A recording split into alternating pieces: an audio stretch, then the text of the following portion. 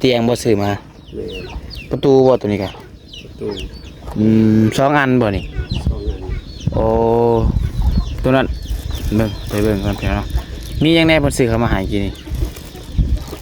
มีโถสวมที่เล็กมีทาน โถสวมเลขทานวงกบใช่วงกบ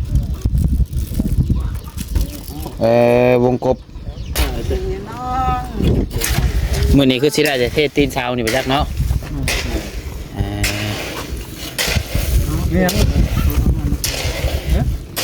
ก่อเลยบอกคือว่าเทคานก่อนก่อขึ้นก่อนอ๋อประมาณก้อนหนึ่งไปจักเนาะก่อขึ้นก้อนหนึ่งยังเทคาน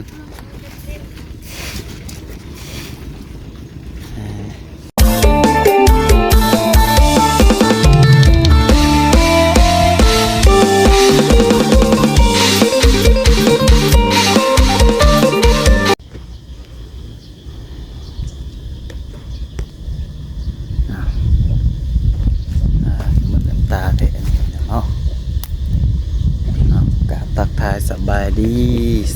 ดีสวัสดีพ่อแม่พี่น้องสบายดีปลาลุงและFCกันเบิดสุขูสุคนบุตรสมองสุบอนว่าอยู่ฝั่งลาวฝั่งไทยหรือว่าอยู่ทางต่างประเทศนะพี่น้องเนาะที่เพิ่นเข้าใจในภาษาลาวภาษาไทยเฮาพี่น้องกันยินดีต้อนรับเข้าสู่ช่อง YouTube น้องพัดชัยชาแนลอีกแล้วพี่น้องเนาะโดยมาพบมาพอกันในยามแรงๆบัดนี้พี่น้องเนาะน้องพัดชัยได้เดินทางเขามาหาทางโรงงานนี่คือนึงถึงเนาะซองมึงรถไฟได้มาเนาะรถมันหยุดยานว่ารถมันสุกเครื่องยานรถเตียงรถตัวนิ้วพี่น้องเนาะรถแกไหมอย่างเนาะเอาพี่น้องเลยเนาะเขามารอบเร่งๆเขาพาพี่น้องมาอัปเดตความคืบหน้าของบ้านในอาจมื้อนี้พี่น้องเนาะเดี๋ยวทางสร้างประเทศหอดใช้แล้วหลังจากที่ว่าบางเที่ยงนี้เนาะเอาโยกเสาตั้งเสาขึ้นแล้วจนเบิดพี่น้องเนาะเพราะว่ามื้อนี้น้องมาใช้กับบ่ได้ขึ้นไปทางใดพี่น้องเอ้ยพอดีว่าหาก็แล้วเวียกพี่น้องเนาะเมื่อสักเครื่องสักคองเมียนเฮือนนั่นแหละพี่น้องเนาะน้ำก็ฮักกะมาพี่น้องเอ้ยคิดว่าสิบ่มาอีกมื้อนี้ดีว่าน้ำมากก็เลยเผาเห็ดให้มันแล้วพี่น้องบ่แล้วสำนักเนาะสักกะผู้สักแล้วแต่เครื่องน้องปัดไซกับน้องสาวน้องชายยังเลือกเครื่องพอกับเครื่องแม่ยังบริสักพี่น้องเลยพอเครื่องหลายแห้ง3-4กระตาพวกพี่น้องเนาะหาคนหนุ่งบริษัทนี่ประมาณ3 มื้อ 4 มื้อนี่ถือว่าเต็มเครื่องพี่น้องเนาะคนละสุดวันนี้5 คนพี่น้องเราบางคนก็2 สุดคือน้องปัดไซที่บางเถื่อช่วงยามมันห้อยแต่มีให้กระเต็กเพียงเนาะบางเถื่อตอนเช้านี่ใส่ชุดหนึ่งกับมือเฮือนคะแนนว่าไปเบียกไก่กับมือเฮือนเมื่อตอนเที่ยงนี่เปลี่ยนอีกชุดหนึ่งบางทีเพียงเนาะบางมือก็คะแนนว่าไปเบียกทางไกลกับบริเปลี่ยนใส่เบิดมือเลยเพียงเนาะเอาพี่น้องเลยกองลังมาเนาะเดี๋ยวพาพี่น้องไปเบิ่งนำกันเพียงเนาะซื้อข้าวจีมาผ่าโรงงานเพิ่นข้าวจีใส่นุ่มพี่น้องเนาะพอดีว่าเห็นขี่รถเข้ามาผมเห็นนั่นน้ำทางพี่น้องเลยพอดีเพิ่นหลอกขายใช่ไหมเลยซื้อไปให้ทางโรงงานเพิ่นไปกินก่อนเนาะผมแค่เพิ่นลดหุ่นแล้วกินข้าวจีตอนแรก เดี๋ยวอยากข่าวแรงเดี๋ยวอึบบ่อึบโอเคมาพี่น้องมาทางหลังเนาะ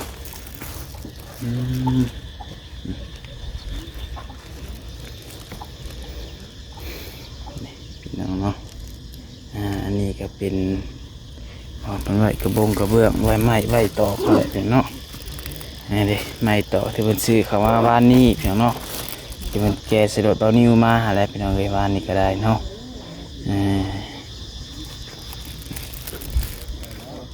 จากโตจากเสียงพี่น้องไม้แปดนี่สงสัยเพิ่นมาไว้เห็นไม้แบบตีแบบมาเลยพี่น้องเนาะไม้เสียงก็ไว้ขึ้นโค้งขึ้นยังฮั่นพี่น้องเลย โอ้บานประตูก็ได้แล้วพี่น้องอยู่ใส่เป็นบานยางพี่น้องเอ้ยสีครีมโอ้อันนั้นก็ได้แล้วสวมบ่โถสวมโถวิดโอ้นางคอยอยู่เนาะโอ้โถเกือบบ่วิด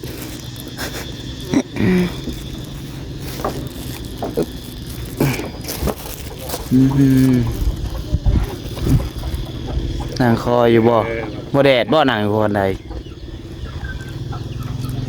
สบายดี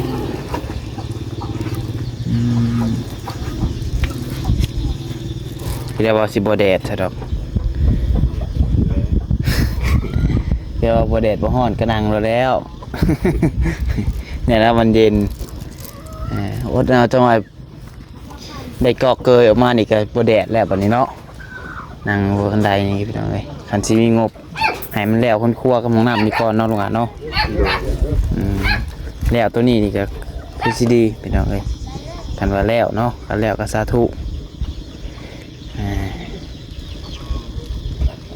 แต่จังใดก็ต้องแล้วอยู่แล้วระดับเบาเตียงเลย บ่แล้วก็ต้องแล้วเพิ่นซื้อเขามาให้เดินแล้วบ่นี่ วางไหนนี่ สักพักหนึ่งเราใส่เข้ามา โอ้เบาเตียงบ่ซื้อมา เลย ประตูบ่ตัวนี้กะ ประตู 2 อันบ่นี่ 2 อัน โอ้ตัวนั้นไปเบิ่งก่อนพี่น้องมีหยังแน่เพิ่นซื้อเขามาให้กินนี่ มีโถสวมทีเล็กมีทาน โถสวมเลขทาน ปักตุ่มวงกบ ใช่วงกบวงกบเพิ่นใส่วงกบแบบนี้เลยเนาะ เลย คือว่าเป็นวงกบใหม่ใช่ไหมวงกบยางเบนเลยว งกบ PVC PVC แบบได้ PVC วะคือบ่เคยเห็นจักเทื่อวะ แล้วนี่แหละก็เป็น PVC จะเป็นยางนี่แหละ เป็นยาง เป็นยางคือ PVC ภาษาไทย เป็นของไทย ภาษาไทยก็เป็น PVC แต่ว่าเบิ่งนี่คือสิเป็นของไทยเบิดเนาะ แม่ เบิ่งตัวหนังสือก็ต้องซื้อไทยอยู่หน่อยบ่เคยเห็นจักเทื่อได้ตัวนี้วงกบนี่นะพี่น้องเคยเห็นแต่บานประตูไปให้ลูกนะถ่ายเบิ่ง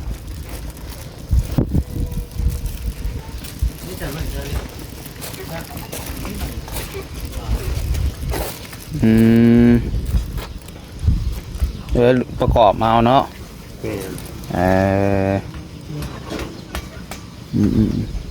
แม่ คืดนอกแล้ว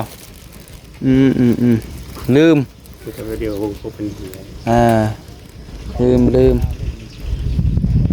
แต่เพิ่นเอาตัวยางเอาเนาะ โดยตามบุมีไฟเพิ่นว่า เลยใส่แบบนี้เลย โดย แก้ปัญหาเอาแบบนี้พี่น้อยตัดปัญหาออกวันนี้เรื่องมีไฟมีพื้น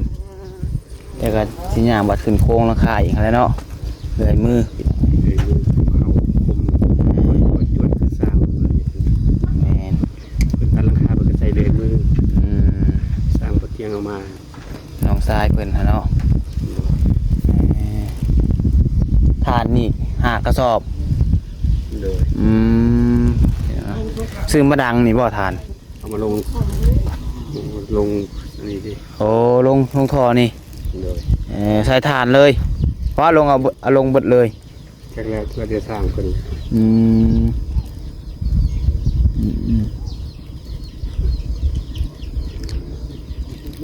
ค่ะเอาไว้ก่อนข้าวจีใส่นุ่มพอดีว่าเชียนเพิ่นหลอกขายผ่านมากเลยซื้อมาฝากเจ้า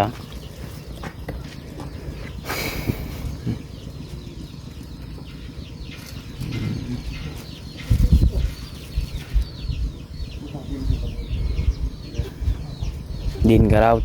คนเรียบร้อยเนาะโอ้คำแปลนแล้วพี่น้องเลยเรานิ้วบริขามาเลยป่ะ บริเข้ามา คนออกมาเลยแต่เที่ยงผู้เนาะจะกินแล้วบอกข้าวเที่ยงฮะ บ่ ยังบ่ได้กินข้าวเที่ยงเลย บ่อยาก เอาระวังเจ็บกระเพาะเด้อยาได้ซะ กินแล้ว อ่าเพราะว่ายานี่บ่กินข้าวก็ได้เนาะ เลย อืมระวังเจ็บกระเพาะเด้ออายุแห่งหลายขึ้นแห่งกินข้าวบ่ตรงเวลา อืมเบิ่งมาเบิ่งทั้งสร้างบัดเพียงเนาะอืมคือว่าเพิ่นนั่นเทแล้วได้ตีนสาวนี่เพิ่นหาก็เฮ็ดบ่ มันเป็นง่ายที่เสาตั้งแล้วตั้งเสามันบ่ได้ง่ายได้บ่ได้ ตั้งให้มันได้ระดับเนาะ บ่ได้ตั้งเลยครับ อืม เอียงซ้ายเอียงขวาก็บ่ได้ อืมต้องให้มันเพียงว่าง่ายๆกันเนาะ ยินมันได้ไง โดยว่าง่ายๆกับเพื่อนหลังหนึ่งเลยอันนี้ครับพี่น้องเนาะ แม่ก็ซ้ำกับเพื่อนหลังนี้ ซ้ำกันเลย 4 คูณ 5คือกัน อ่า พอตัวนี้มุงกระเบื้องตัวนี้มุงกระสี อืมเสียงมันก็สิต่างกันอีกแล้วบัดฝนตกเนาะตัวนี้นี่เวลาฝนตกเสียงสิเงียบกว่านี่ พอดี กันซ้ำเพื่อน2หลัง เฮือนสองหลังเฮือนหลังที่สองก็ว่าแม่นพี่น้องเอ้ยเฮือนใหม่กับเฮือนดินเนาะอืมพอดีอัน เขานำมาบวกกันพอดี8 คูณ 8 คูณ 8 คูณ 10 คะแนนเผ็ดเกยออกมาอีกให้คักบัดนี้เนาะ อันนี้เงินดินนะเอามายับมาใส่กัน8 คูณ 10พอดี เนี่ยนะว่าสมมุติว่าเกาะออกมาอีกพอดีคุ้งตัวนี้ทับเนาะ คันว่าเฮ็ดเกินมาก็สิตกประมาณส่วนนึง250ตามบ่เตียงพุ่นเลย อืม จากเสานี่ พี่แหละเกิด จากเสานี่มา พอดีว่าย่างเนาะประมาณอยู่วันนี้นี่พี่น้อง ประมาณ ป นั้ ระมาณ น นี้ร้านค้าปูน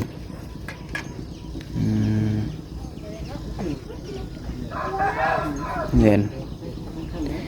3-4นอนบัดนี้เนาะคืออันแมวข้ามพุ่นดาวเขาแล้วเพิ่นสิมาอยู่ร่มบ่เพิ่นว่ากันว่ามันแล้ว จากมันเป็น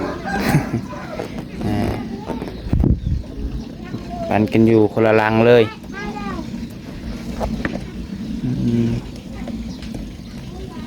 เอาพี่น้องเบิ่งภาพมาเบิ่งทั้งสร้างก่อนบัดนี้เนาะขึ้นตั้งได้แล้วเสา2สิแล้วได้บ่จักพี่น้องเนาะ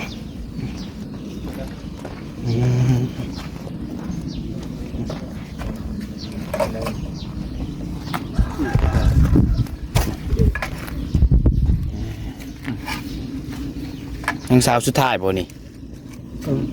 ยังสองสาว ได้บ่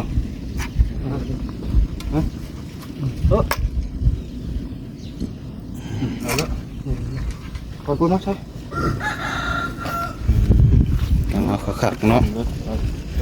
ทำอย่างนี้โอ้ดูมือเราเรียนกันเงียบรู้ แล้วจึงจะเอาลงแต่เช้าเลยดี เขาดิ่งเกินนู่นนี่ เตะ นะ ไปแล้วมันเกิดการกันหมดเลย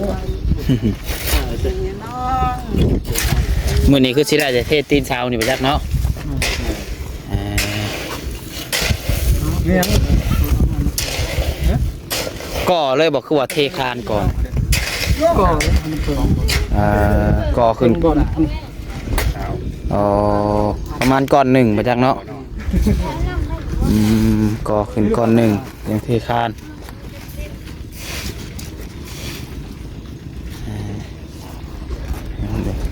คานนี่ได้สาเสียสาจักชอบนี่ โอ้ทางสอบน้อยก็ยังใส่ยังสอบ ใส่เบิดเลย สอบกัน แมนหาสอบ เดินหาไป ที่เต็มห้องนี่ เพื่อรับกินเนาะบางคนบริใส่ได้พี่น้องเห็นบางคนคือเห็นนกจ้อยกับเพชรแล้วคนบริใส่พี่น้องเนาะแต่สร้างอันนี้ค่ะโอ้น้ำใสคักเลย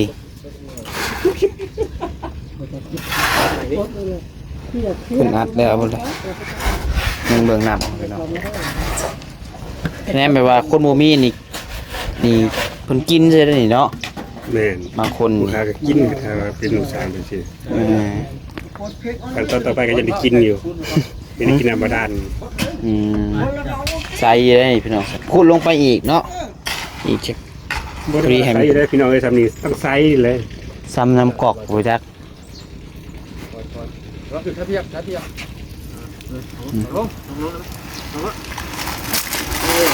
เดินมาเด้อพี่พงศ์คืออืม ขอบขยันเข้าอยู่ในบ้านทุกคืน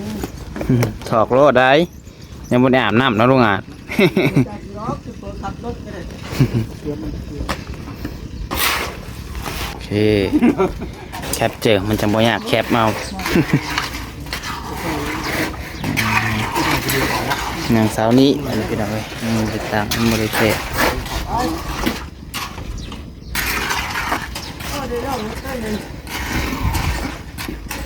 ไก่เข้ามาแล้วเลย แบบนี้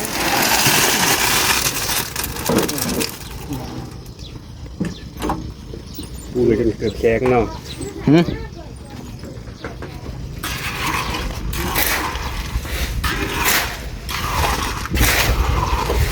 ฝนตกประจักมือแรงตกอีกประจัก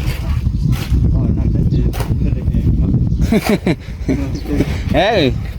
คือว่าซีคือลมเริ่มมาเลย ในเวลาเพิ่นก็จะเอาอยู่เรา พอห้อนบดมือเนาะ แม่ ห้อนเน่าเลยยังหน่อยก็8-9 โมงถึงตกก็ยังโอเคเนาะพอให้มันแห้งนี่ มัง มันแห้งแล้วปูนแดงเหรอมันแห้งว่าเยอะปูนแดง มีทำให้หมูป่ะ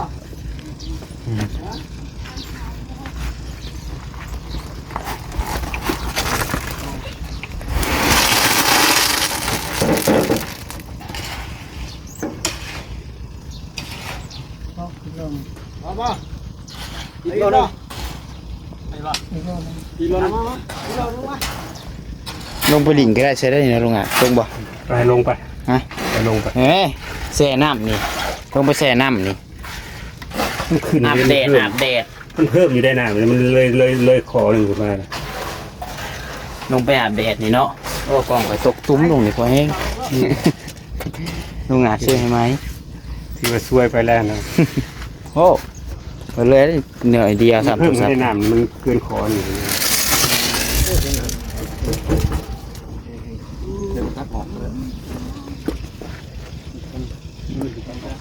ตัดออกมันกับซิบมี่คือเก่าป่ะงามมันเนาะเห็นเลย งานมันตัวนี้มันเหลือยำน้ำได้ปะท้องดำไหนดำหน้าแต่พวกเขาดุจนกับไปจับ มันก็สิบเต็มไวดอกตี เต็มเลยว่า มันก็ซึมไปน้ำเนาะ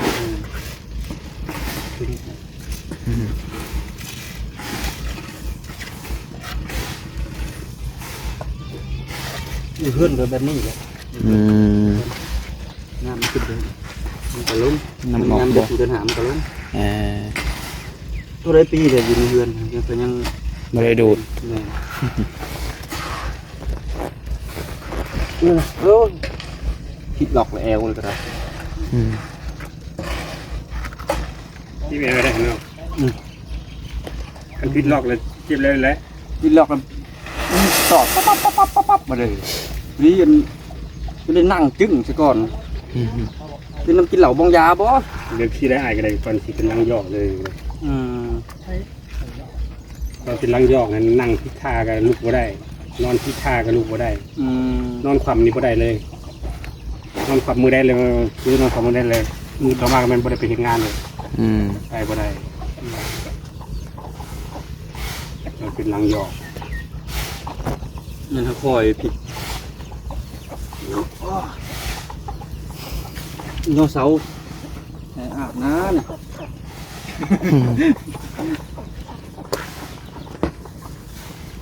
อ๋อเป็นอะไรล่ะนั่งก่อนเราคิดได้ถ่ายชุด เอาสุดท้ายได้เมื่อแล้วบัดนี้เนี่ยนี่ก็เลิกแล้วได้หนิเนาะ5 โมงปลายเลยลุงอ่านก็สิเมื่อบ่แล้วนี่ เมื่อไร ฮะ เมื่อ เมื่อบ่ แม่นเฮือนอยู่นี่บ่ กับบ้านกับซองเลย อ๋อ มันขึ้นแล้วนี่แหละเนาะ เมื่อพอ FC สิงงแล้วเมื่อซะอีกก็เดี๋ยวเฮือนอยู่นี่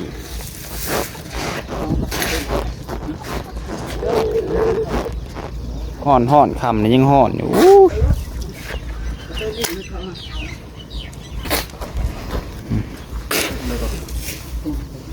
มาเห็นแล้วเนาะเพิ่นสิเตะเพิ่นสิแทกแบบนี้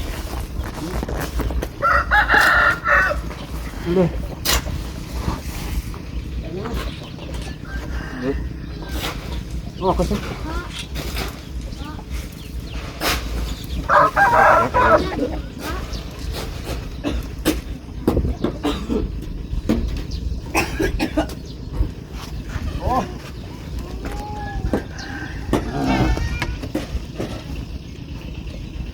ไปบ่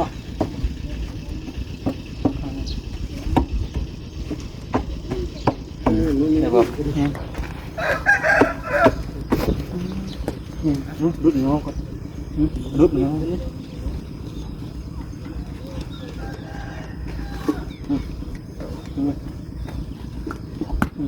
เอาบ่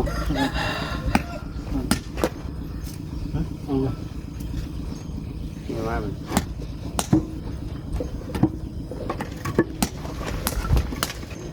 มันสิได้ระดับมันพี่น้อง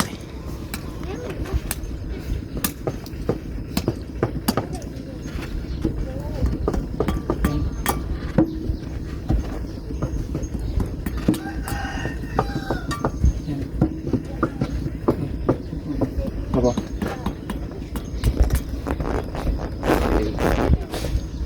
อืม เอาก็บ่เอาดินก่อน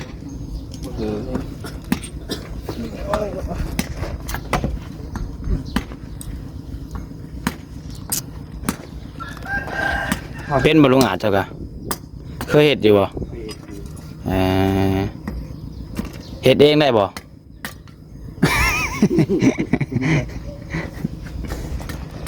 กินเลี้ยงโอเคพี่ดิ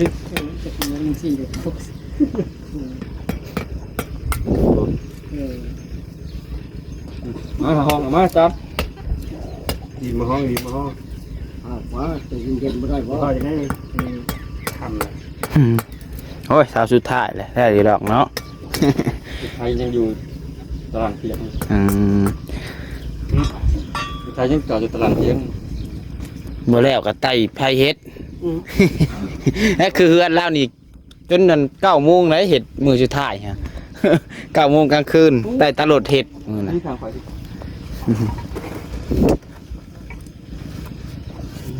หน้าไปอยู่ทาง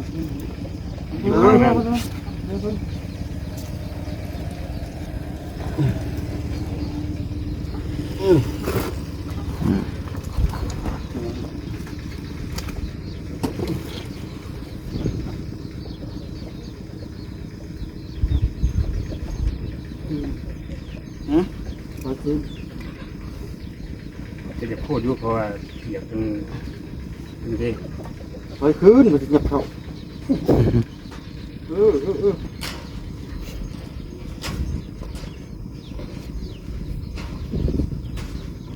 พออีกหน่อยหนึง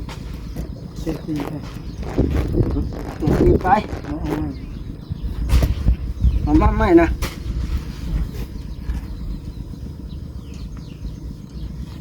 ห่อนลำบากเ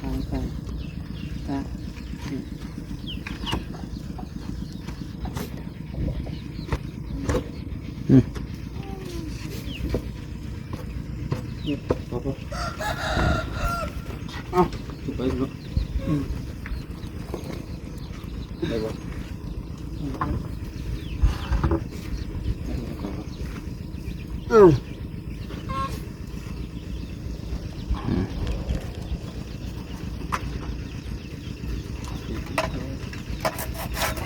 จีนเต็มอยู่ ได้ข่าวมือพี่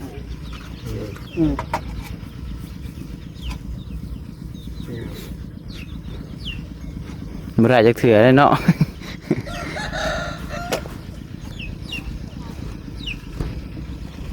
ก่อนคืน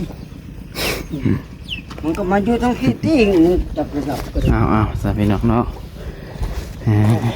พามาอัปเดตเบิ่งง่าย ให้กันมาใช้นี่ฮะเพื่อนหน้าใกล้นี่บ่เอาสาพี่น้องเนาะก็ถือว่ามื้อนี้ทางสร้างเพิ่นก็ยกเสาเนาะก็ถือว่าสำเร็จกับเทตีนเสาพี่น้องเอ้ยเพราะว่ามื้อนี้มันสวยในแล้วเนาะเอามีแต่ว่าโอเคเด้อพี่น้องเด้อสำหรับคลิปนี้ก็มื้อนี้เนาะก็คือสิบ่มีแต่ประมาณนี้แหละเป็นความคืบหน้าเฮือนในอาจพี่น้องเอ้ยหรือถ้าว่ามีผู้รักผู้ใหญ่ใจบุญท่านใดอยากช่วยเหลือทางสมทบเนาะทางบ้านทางเงินให้ทางอาหารเพิ่นพี่น้องกันยินดีคือเก่าเนาะผิดพลาดประการใดก็ต้องขอโทษขออภัยนะไม่ลายพี่น้องขอบคุณ14ทุกคนที่เข้ามาชมเนาะฝากกดไลค์กดแชร์เป็นกำลังใจน้องปัจจัยนี่พี่น้องเอ้ยอยู่ดีมีแฮงแพงคือเก่าร่ำรวยบ่สุขสุขคนเนาะสำหรับคลิปนี้ขอลาไปก่อนแล้วขอกล่าวคำว่าสบายดี